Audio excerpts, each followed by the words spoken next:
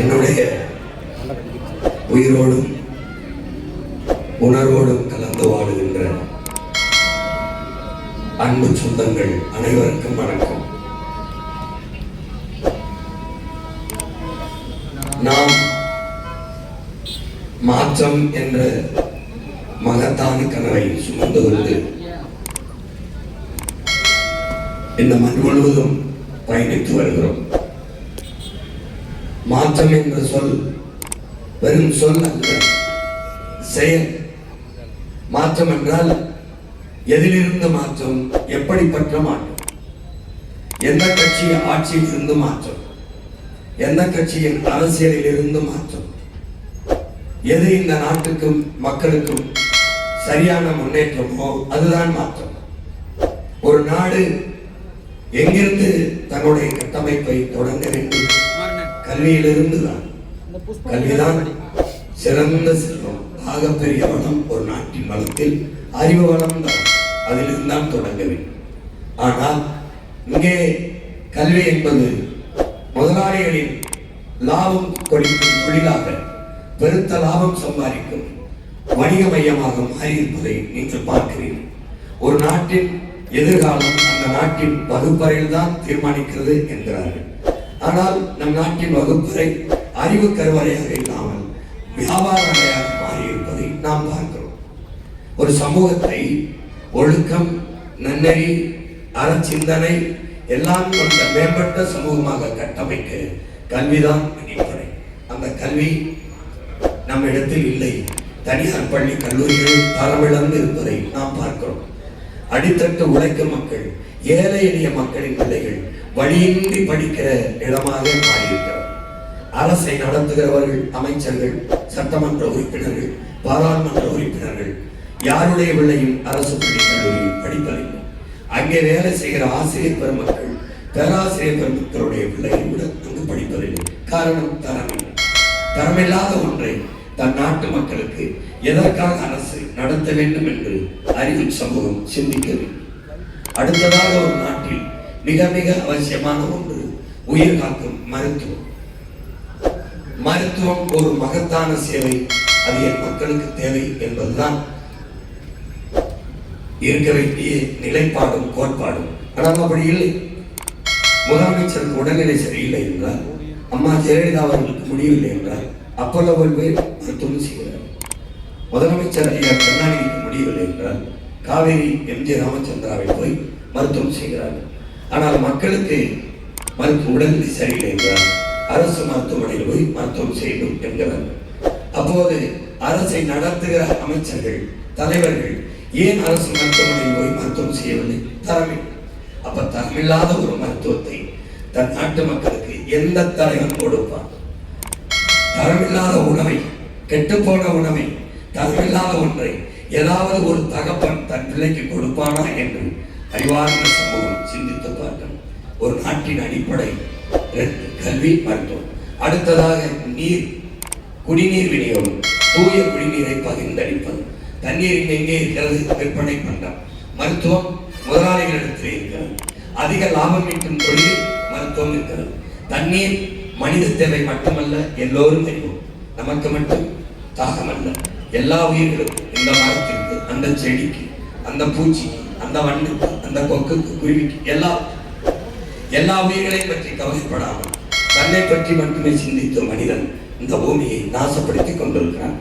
தண்ணீரை உலக உயிர்களின் உயிர்ப்பாலை விற்பனைக்கு கொண்டு வந்தது இந்த பதர்மானுட சமூகம். மனிதன் தாகம் என்றால் கடையில் வாங்கி குடிக்கிறான். காகம் தாகம் என்றால் எங்கே போய் குடிக்கும். யானை முடியும் எங்கிருந்து குடிக்கும். காற்றில் தண்ணீர் அது உறிஞ்சி விட்ட பிறகு ஊருக்குள் வருகிறது சிங்கமும் புலியும் கரடியும் யானை தண்ணீர். இந்த கொடுமையை எங்க போய் சொல்கிறது? இந்த மூன்றும் தான் ஒரு நாட்டின் அடிப்படை கட்டமைப்பாக இருந்திருக்க வேண்டும். இது மூன்றும் விற்பனை பண்ணமாக மாறிவிட்டது.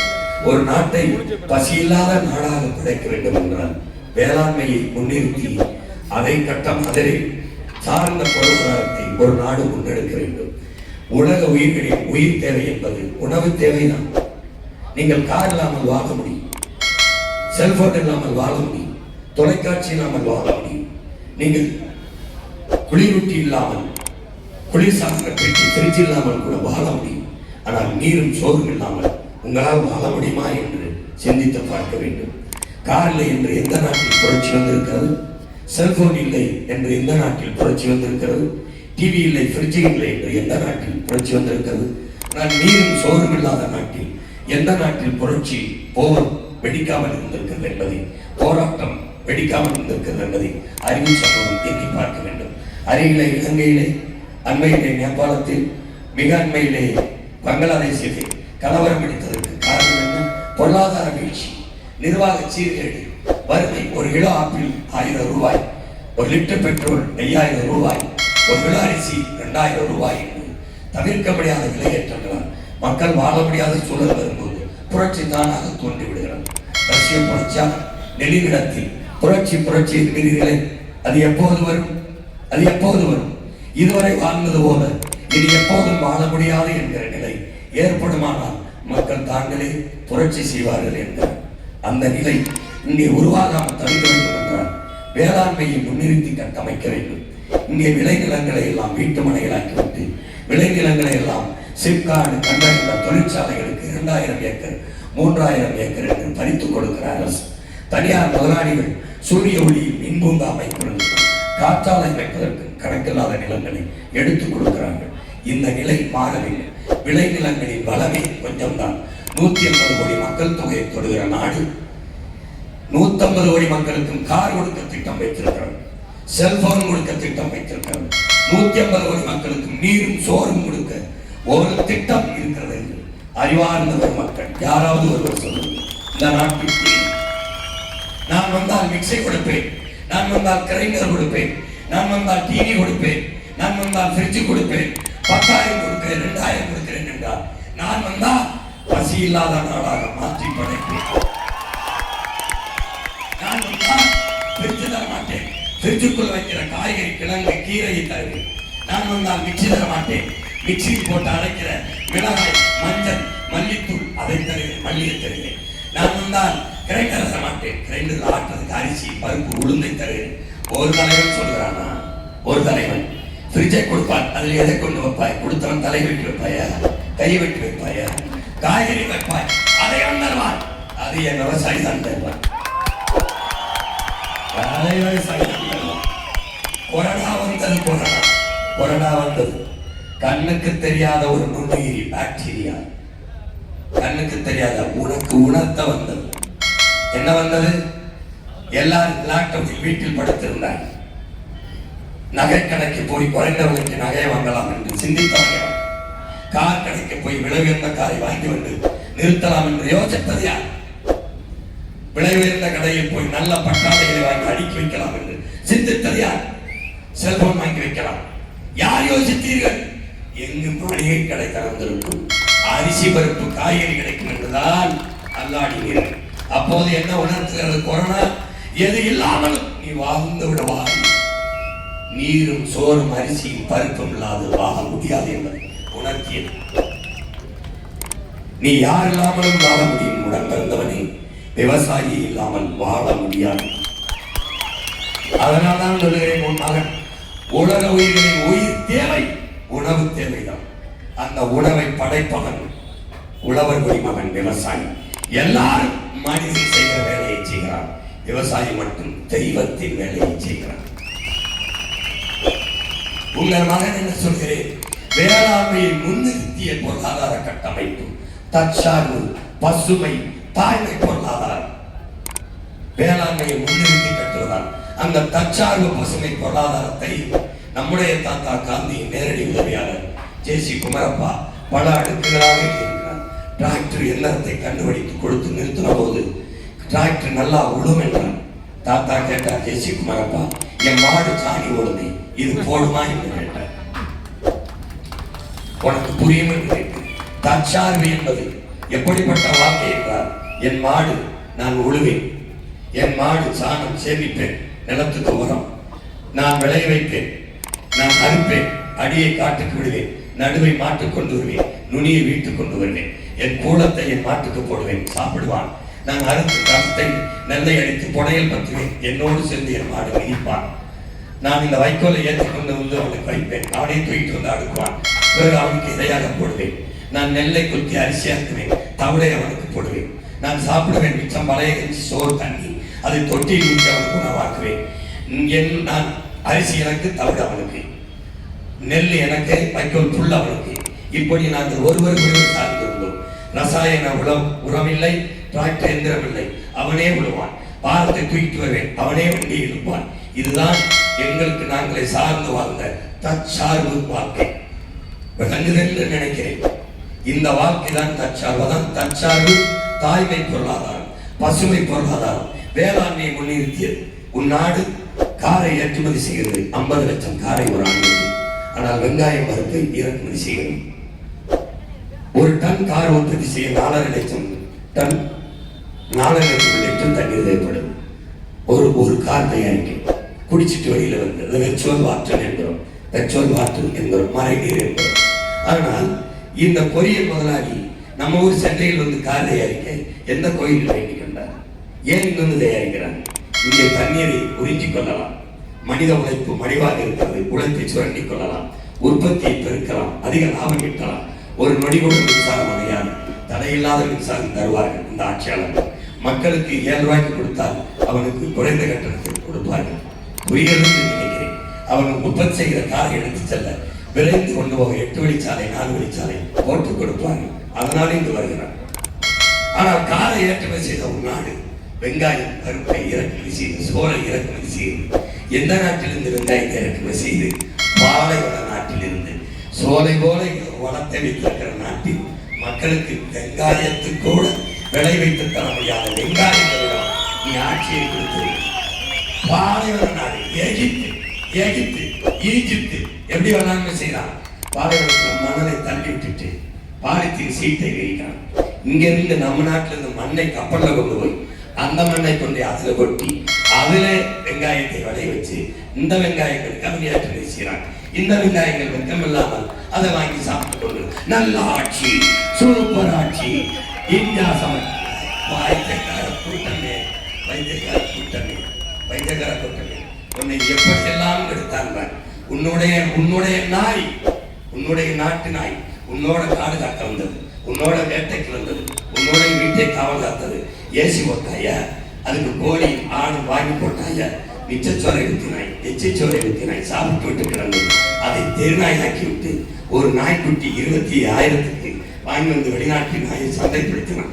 வாங்கினான் 25,000 ஒரு நாய்க்குட்டி. சில நாய்க்குட்டி 1 லட்சம். 196 150 கோடி மக்கள் ஒரு வீடு வச்சுக்கணும். அப்ப எத்தனை நாய் விற்குது, எவ்வளவு? அந்த நாய் சோற திங்காது, அதுக்கு உணவு அவனே தயாரிப்பான், அதுக்கு ஏசி போடணும், அதுக்கு ஊசி மருந்து, அது தனி மருத்துவமனை. எம்பிட்டு காசு போகுது. இது ஒரு போர். இதுக்கு பேர் தான் பயோவார். உன்னுடைய பாரம்பரிய மரங்கள், இந்த மரம் ஆலமரம், அரசு மரம், இதிலே படுக்கும், பூக்கும், காற்றும், படுக்கும் என் பறவைகளுக்கு இரையாக இருக்கு. இந்த வவ்வால், என் மைனாவும், என் கொக்கும் சிட்டும் காலும் சாப்பிட்டு விட்டு அந்த விதையை கொண்டு போய் என் நிலமெங்கும் தூவும், காடுகளை வளர்க்கும். இந்த அடர்ந்து உயர்ந்து இருக்கிற மலைமுகளில் காடு என் பாட்டனோ என் தாத்தனோ நடவில்லை, எல்லாம் என் பறவைகள் நட்டதுனால்தான் மலை முகடுகளில் 3000 அடி உயர்ந்த மலை, அதற்கு மேலே 300 அடி உயர்ந்த காடுகள். அந்த காடுகள் தான் மலையை பூமிக்கு கொண்டு வருகிறது, மழையை பூமிக்கு மழைப்பொழிவை கொண்டு வருகிறது. இந்த மரத்தின் எண்ணிக்கையை குறைத்தான். ஏன்? காடுகள் அடர்ந்து இருக்கிறவரை மழை பெய்யும், மழை இருக்கிறவரை நீர் இருக்கும், நீர் இருக்கிறவரை வேளாண்மை இருக்கும், வேளாண்மை இருக்கிறவரை பசி இருக்காது, உணவு பஞ்சம் இருக்காது. உணவு பஞ்சம் இல்லை என்றால் வேற நாட்டில் கையேந்த மாட்டான். அதனால என்ன செய்யணும்? இந்த பாரம்பரிய மரத்தை அறுக்கணும். அவன் கொண்டு வந்த மரம் பூக்கும், காய்க்காது, கடியாகாது. என் பறவை அதில் கூடு கட்டாது, என்னால் உணவில்லை. பறவை செத்து போச்சு, அவ்வளவுதான். விதை பரப்பும் தூதுவர்கள் இல்லை, காடு அழிகிறது. நீரின்றி அமையாத உலகு என்று பாட்டம் பாடினான். காடின்றி அமையாத நீர் என்பதை என் அன்பு பிள்ளைகள் அறிந்து கொள்ள வேண்டும். வரலாற்றில் சார்ந்த வேண்டுமான உனக்கு மழை இல்லை என்றால் மழை பெற முடியாது. மலைகளவே மண்வளம் என்று உன் பிள்ளைகள் இந்த வீதி வியாதை தந்த காரணம் நான் ராமநாதபுரம் சிவகங்கையில் பிறந்த மகன். என் மண்ணிலே கடல் என் மண்ணிலே கடல் இருக்கிறது, கடல் பறந்து விரிந்த கடல். ஆனால் என் மண் காற்று கிடக்குது. காரணம் என்ன? எனக்கு மழை இல்லை, அதனால் மழை இல்லை. உனக்கு கடல் இல்லை, மழை இருக்கிறது, அதனால் மழை வருகிறாய். எப்படி? என்னிடத்தில் நீராவியாகி குளிர்ந்து வேகமாக வருகிறது. அந்த மேகத்தை தடுத்து நிறுத்தி மழையாக பொடி வைக்க எனக்கு பேரரணாக ஒரு கோட்டை சுவராக இருக்கிற மழை இல்லாததால் நீ மேற்கு தொடர்ச்சி மலையின் தொடர்ச்சி உனக்கு இருக்கிறது. இந்த மழை என்ன செய்கிறது? அந்த மேகத்தை தடுத்து உனக்கு மழை பொழிவை பெற்றுத் தருகிறது. நீ வளமாக வாழ்கிறாய், நான் மறந்து கிடக்கிறேன். இப்போது உன்னிலை என்ன? உன் மலையை நம் பூமி தாயின் மாறை கால்குவாரி என்று இந்த காவாலி நாய்கள் வெட்டி ஏற்றுகிறார்கள், அறுத்து இருக்கிறார்கள். நீ வேடிக்கை பார்த்துக் கொண்டிருக்கிறாய். இந்த மழை போனால் நீ மழையை பெறமாட்டாய். மழை இல்லாத நிலம் பாலைவனமாகிவிடும். பாலைவனத்தை, ஈஜிப்தை, அரேபியாவை, துபாயை, எல்லா நாடுகளையும் சோலையாக்க போராடுகிறார். நீ சோலையை பாலைவனமாக்க போராடுகிறாய். யாரிடத்தில் ஆட்சி ஒப்படைக்கிறார்? யாரிடத்தில்? குடிக்க வைத்து பல லட்சக்கணக்கான பெண்களின் தாலி இருக்கிறவரிடத்தில் ஒப்படைக்கிறார். யாரிடத்தில் கொடுக்கிறாய்? கோடியாக திருடி கொள்ளையெடுத்து விட்டு வாக்குக்கு 1000 2000 கொடுக்கிறவரிடத்தில் கொடுக்கிறாய். 5000 10,000 அறிவிக்கிறவரிடத்திலே கொடுக்கிறாய். உன் வீட்டில் 5 லட்சம் ரூபாயை நான் திருடி விட்டு, அம்மா உங்க வீட்டில் 5 லட்சம் ரூபாயை திருடி விட்டு, இந்தாங்க உங்களுக்கு 5000 என்று கொடுத்தால், அதில் உங்களுக்கான பங்கு என்று கொடுத்தால் ஏற்பீர்களா? உங்க வீட்டில் திருட போகிறேன், அதற்கு முன்பணமாக இந்த 2000 வைத்துக் கொள்ளுங்கள் என்றால் வாங்கிக் கொள்வீர்களா? அப்ப எப்படி ஓட்டுக்கு கொடுக்கிற காசை வாங்குகிறீர்கள்? அப்ப எப்படி 5000 10,000 கொடுக்கிறேன் என்பதை வாங்குகிறீர்கள்? கொடுக்கிறாய், எங்கிருந்து எடுக்கிறாய் என்று ஏன் உங்களுக்கு யாரோடு கேட்க மாட்டீர்கள்? ஏன் யாரோடு யாருமே கேட்பதில்லை? மாற்றம் என்றால் எது மாற்றம்? தனியார் பள்ளியில் கிடைக்கிற தரம் அரசு பள்ளியில் படிப்பில் கிடைக்கும் என்று உயர்த்துவது மாற்றம். தனியார் மருத்துவமனையில் இருக்கிற மருத்துவம் அரசு மருத்துவமனையில் கிடைக்க செய்வது மாற்றம். ஒரு முதலாளியால் கொடுக்க முடிகிற தரத்தை, ஒரு முதலாளியால் கொடுக்கக்கூடிய தண்ணீரை 8 கோடி மக்களால் நிறுவப்பட்ட அரசால் கொடுக்க முடியாத என்ற கேள்வி எதுவானால் அது மாற்றம். இப்படி ஒவ்வொருக்கும் ஊழல் லஞ்சமற்ற உண்மை தேவையான நிர்வாகம் அது மாற்றம். வாக்குக்கு காசு, அது கேடு கட்ட ஜனநாயகம், அதை வீழ்த்தி மாண்புமிக்க ஜனநாயகத்தை மலரச் செய்வது மாற்றம். இப்படி ஒவ்வொன்றிலும் மாற்றத்தை உருவாக்க வேண்டும். இலவசம், அதை பெற வேண்டிய ஏழ்மை வறுமை நிலையில் என் மக்களின் வாழ்க்கை நிலை, அதை மாற்றி இலவசம் பெற வேண்டிய ஏழ்மை வறுமை நிலையில் இல்லாத என் மக்களின் வாழ்க்கை தரத்தை உயர்த்துவது. எப்படி? கல்விக்கேற்ற வேலை, வேலைக்கேற்ற சம்பளம், அதை கொண்டு வாழ்கிற பெருமைமிக்க வாழ்வை ஏற்படுத்துவது வளர்ச்சி, அது மாற்றம். எப்படி வேலை கொடுப்பாய் சீமான்? நிலமும் வளமும் சார்ந்த தொழிற்சாலைகளை நிறுவி படித்தவன் படிக்காதவன் அனைவருக்கும் அரசு வேலையை நான் கொடுப்பேன். எப்படி கொடுப்பான்? பல 100 ஏக்கரில் மாட்டு பண்ணை வைப்பேன். மாட்டின் பால் 3 லட்சம் கோடி, சாராய விற்பனை 50,000 கோடி. இவை எந்த பக்கம் நிற்பது? சாராயம் உயிரை எடுக்கும், பால் உயிரை கொடுக்கும். எந்த பக்கம் நிற்பது? சொல்லுங்கள், எந்த பக்கம் நிற்பது? இந்தியா உலகத்திலே அதிகமாக சம்பாதிப்பது மாட்டுக்கறி ஏற்றுமதியை தான். நான் சொன்னால் நீங்கள் சிரிக்கிறீர்கள். நாட்டின் பிரதமரே சொல்கிறார்கள், பீஃப் எக்ஸ்போர்ட்டுகே இந்துஸ்தான் இஸ் நம்பர் 1 என்று அவரே சொல்கிறார். மாட்டுக்கறி ஏற்றுமதியில் தான் இந்தியா அதிகமாக பணம் சம்பாதிக்கிறது. பால் ஏற்றுமதியில் தான் இந்தியா அதிகமாக பணம் சம்பாதிக்கிறது. பிரேசிலும் இந்தியாவும் உலக நாடுகளில் மாட்டுக்கறி ஏற்றுமதியிலும் பால் ஏற்றுமதியிலும் போட்டி கொடுக்கிறது. எல்லா நாடுகளும் நீங்கள் நினைக்கிறீர்கள் சாப்ட்வேர் இண்டஸ்ட்ரி பிதாமகன் பில் கேட்ஸ் அத்தனை கோடி பேருக்கு வேலை கொடுக்கிற சாப்ட்வேர் தொழிற்சாலை தொழில் நிறுவனத்துடைய தலைமகனாக இருக்கிற அவன் அமெரிக்காவில் 2,70,000 ஏக்கரில் விவசாயம் செய்கிறாங்க. அவனுக்கு தெரியும் சாப்ட்வேரில் வேலை செய்தாலும் சாப்பிட்டு போய் தான் வேலை செய்ய வேண்டும் என்று அவனுக்கு தெரியும். வேளாண்மை தான் விவசாயத்தில் தான் நிலையான பொருளாதாரமும் எல்லோருக்குமான வேலையும் இருக்கிறது. நிலமும் வளமும் சரி. இதை போடினாய் கரும்பை விளைவிக்க முடியாதா? வாழை விளைவிக்க முடியாதா? தென்னை விளைவிக்க முடியாதா? தென்னை சார்ந்த தொழிற்சாலை கட்ட முடியாதா? கரும்பிலிருந்து சர்க்கரை, நாட்டு சர்க்கரை, கரும்பிலிருந்து எத்தனால் பெட்ரோல், கரும்பு சர்க்கரையிலிருந்து தால் தயாரிக்கிற தொழிற்சாலை, கரும்பு சர்க்கரை சாப்பிட தட்டு தயாரிக்கிற தொழிற்சாலை செய்ய முடியாதா? போட்டு போட்டு காட்டுகிறேனே உன் மகன். இந்த வார கரும்பிலிருந்து இப்படி செய்வேன், வாழையிலிருந்து இப்படி செய்வேன், தென்னையிலிருந்து பனையிலிருந்து எல்லாவற்றிலிருந்து இப்படி தொழிற்சாலையை உருவாக்கி வேலை வாய்ப்பை கொடுத்து பொருளாதாரத்தை பெருக்கிறேன் என்கிறேன். நாம ஏன் மறுக்கிறீர்கள்? நானா கற்பனைகளா சொல்கிறேன்? Brazil, Denmark, Australia, Germany, America எல்லா நாடுகளும் என்ன பண்ணுறதோ அதைத்தான் சொல்கிறேன். அந்த நாடுகள்லாம் இப்படித்தான் தன் நாட்டு மக்களை குடிக்க வைத்து வருகிற காசை வைத்து ஆட்சி நடத்துகிறது. அப்படியா? எல்லா மாநிலத்திலும் கல் இருக்கிறது, எல்லா நாடுகளிலும் கல் இருக்கிறது. ஏன் இந்தியாவில் தமிழ்நாட்டில் மட்டும் கல்லுக்கு தடை இருக்கிறது? ஏன் யாருமே கேட்கிறது? ஏன் தடை இருக்கிறது? இந்த மாநிலத்தில் மட்டும் கல் மதுவானது ஏற்படும். கேரளாவில் இருக்கு, ஆந்திராவில், கர்நாடகாவில், புதுச்சேரியில் இருக்கு, பீகார், குஜராத், உத்தரப்பிரதேசம், ராஜஸ்தான், மகாராஷ்டிரா எல்லா மாநிலத்திலும் இருக்கும்போது இந்த வெண்ணைகளுக்கு மட்டும் கல் மதுவானது எப்படி ஆகுது? ஏனென்றால் இவனே டாஸ்மார்க்கை நடத்துவதால் டாஸ்மார்க் கல்லை பிடித்தால் டாஸ்மார்க் வியாபாரம் குறைந்துவிடும். டாஸ்மார்க் வியாபாரம் குறைந்து விட்டால் இவனே சாராயம் காற்ற ஆலை வைத்திருக்கிறான். அந்த ஆலையிலிருந்து கடைக்கு சரக்கு எடுக்கிற வியாபாரம் குறைந்துவிடும்.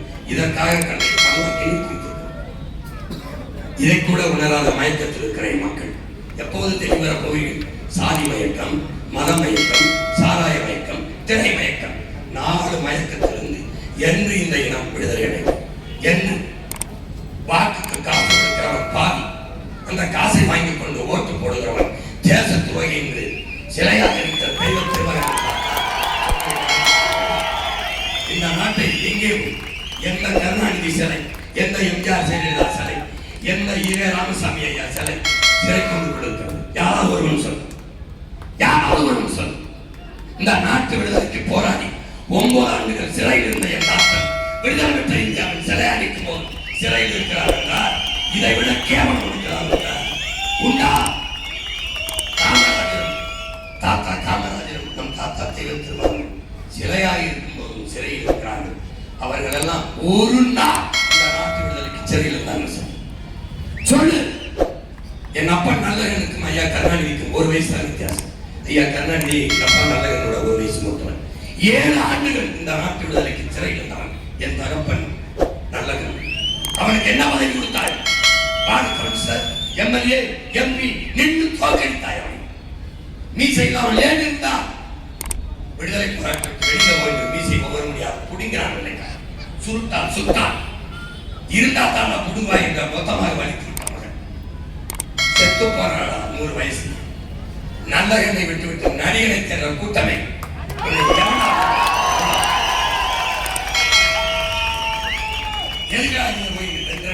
கடற்கரையில் படுத்துட்டான்.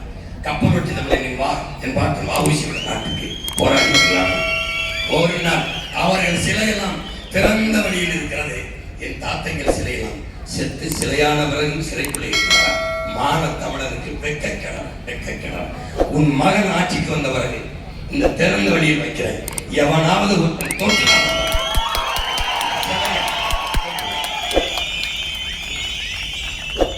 சிசிடிவி கேமரா வச்சு கண்காணிச்சு கிட்ட வந்து தொட்ட அடுத்த நொடி தொங்கி வந்து ஒரு புது தேசத்தை இந்த நாட்டில் செதுக்குவேன். கனவு என் கனவல்ல. பலாயிரம் ஆண்டுகளாக என் முன்னோர்கள் தூக்கி சுமந்து வந்தார்கள். ஆழத்தின் வழி நின்று வாழ்ந்த, ஆழத்தின் வழி நின்று ஆட்சி செய்த மரவர்களின் பிள்ளைகள் அரசியல் பிழைத்தோர்காரன் கூட்டார்கள் என்கிறார் என் பாட்டு இளவர்கள் சிறப்பதிகாரத்தில்.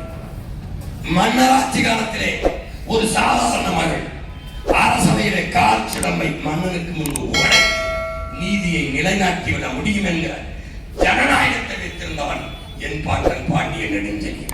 நீ மக்களாட்சியின் சட்டமன்றத்திலே எதிர்கட்சி பேசுறதுகளை வெளிநடப்பு புடுங்க நடப்பு நடக்கிறீங்க. அவன் மன்னராட்சி காலத்தில் ஜனநாயகத்தை வைத்திருந்தான். நீ இன்னைக்கு ஓட்டு குட்டி விட்டு ஏமாத்திட்டு இருக்காங்க. அன்னைக்கு என் பாட்டன் அரசனுக்கு அரசன் அருள்மொழி சோழன் ராஜராஜன் உடவோலை முறை அன்னைக்கு ஓலைச்சுவடியில் சுவடியில ஓட்டு போடுற குடவளை முறை வச்சிருந்தான். ஆகப்பெரும் ஜனநாயகவாதி. உலகத்தில் எல்லா நாட்டையும் கொண்டு ஆண்டவரா எந்த இனத்தையும் அடிமைப்படுத்தி வாழாத பேரன்பும் பெருந்தன்மையும் கொண்ட மாண்புமிக்க இனத்தில் பெருங்கனவு. பசி பஞ்சம் இல்லாத நாடு, ஊழல் லஞ்சம் இல்லாத நாடு, கொலை கொள்ளை இல்லாத நாடு, வேலை இல்லை என்ற சொல்லுக்கு வேலை இல்லாத நாடு, வறுமை ஏழ்மை இல்லாத நாடு. படைக்கிறனா இல்லையாவா? இது என் கனவல்ல, என் முன்னவர்களின் கனவை மொத்தமாக தூக்கி சுமந்தான் என் தலைவன். அந்த கனவை என் கைகளில் தந்தான். அந்த நிலத்தில் இல்லாத தன்னை இந்த நிலத்தில் படைப்பேன். உலகின் தலை சிறந்த பூமியின் சொர்க்கமாக நான் படைப்பேன். நீ நம்பு. எல்லாரையும் நம்பிக்கை இல்லை. ஐயா கருணாநிதி ஆட்சியில் 5 முறை வாழ்ந்துட்ட, அம்மா ஜெயலலிதா 4 முறை வாழ்ந்துட்ட, ஐயா எடப்பாடி 4 ஆண்டு, ஐயா ஸ்டாலின் ஒரு 5 ஆண்டு 7.5 ஆண்டா முடிச்சிருச்சு வாழ்ந்துட்டேன். 1000 கொடுத்தாரு அம்மாவுக்கு, முடிஞ்ச உடனே 2000 ஒருத்தர் 2500.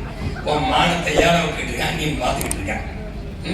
ஒரு 5 ஆண்டு தான் மகனாட்சியில் வாழ்ந்து பாரு, வாழ்ந்து பாரு, வாழ்ந்து பாரு எப்படி இருக்குன்னு பாரு.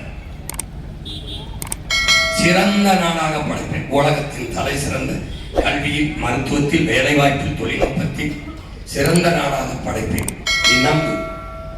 இல்லை என்றால் ஏன் தடித்து நிறுத்திக் கொண்டிருக்க வேண்டும்? எனக்கு சீட்டு நோக்கம் பேர் வசப்பட்டிருக்காங்க.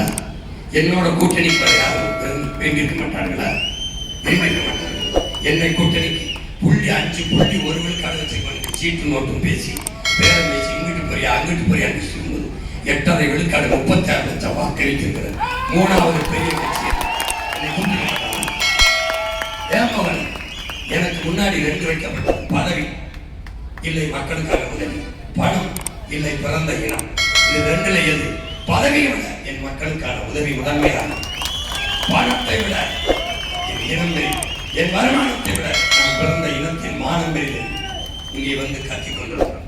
நீங்கள் செய்த தவறால் வாழ வேண்டிய உங்கள் பிள்ளைகள் வயிறு வைக்கும் வெடிக்க வைக்கும், தொண்டை வளர உச்சத்தில் என்று 15 ஆண்டுகளாக இன்னும் அந்த தவறை செய்யாமல் எல்லாவற்றிலும் நல்லதை தேர்வு செய்கிற என் பெற்றோர்களே, என் உடன் வருவர்கள், பொண்ணுக்கு பையனா நல்லவன், பொண்ணுக்கு மாப்பிள்ளையா நல்லவன், தங்க வாங்கினா நல்ல தங்கம், அரிசி வாங்கினா நல்ல அரிசி, பருப்பு வாங்கினா நல்லவன், நாய் வாங்கினா நல்ல நாய், கார் வாங்கினா நல்ல கார், எல்லாவற்றையும் நல்லது. நாட்டை அடைகிற தலைவனை மட்டும் தருத்தை தற்குறி தருதலை திருடை போய் கேவலம் கட்டது திருட்டுப்பை இவனையே தேர்வு செய்கிறது. மாற்று. என் அன்பு சொந்தங்களே, அறிவார்ந்த பெருமக்களே, உயிரினுடைய உடன் மருந்தவர்களே, இந்த 23ஆம் தேதி நீங்கள் செலுத்துகிற வாக்கு ஒரு மகத்தான மாற்றத்தை போடிநாயக்கனூரிலிருந்து தொடங்கட்டும். உங்கள் ஒற்றை விரலால் உலகம் திரும்பி பார்க்கிற மகத்தான மாறுதலை கொண்டு வர முடியும். நீங்கள் விவசாய சின்னத்திற்கு வாக்கை செலுத்தி இந்த தீய அரசியலுக்கு தீ வச்சு கொளுத்தி ஒரு முடிவை கட்டுங்கள். இங்கே போடிநாயக்கனூர் போட்டி எடுக்கிற என் உயிரினுடைய உடன் மறந்தார் முனைவர் கலையரசு அவர்களுக்கு விவசாய சின்னத்திலே வாக்கு செலுத்துங்கள். முன்னை போல எந்த பெட்டியில் விவசாய சின்னம் என்று தேட வேண்டியதில்லை. முதல் பெட்டியில் முதல் இடத்திலேயே விவசாய முதல் பட்டியலே முதலிடத்தில் வைக்கக்கூடிய வாய்ப்பை பெற்று தந்தது நீங்கள் தான். ஒரு பின்புலமில்லாத மகனை 3வது பெரிய கட்சியாக்கி 36 லட்சம் வாக்கை செலுத்தி அங்கீகரிக்கப்பட்ட தனித்து அங்கீகரிக்கப்பட்ட பெரிய கட்சியாக மாற்றியது நீங்கள் தான். அறிவார்ந்த பெருமக்கள்,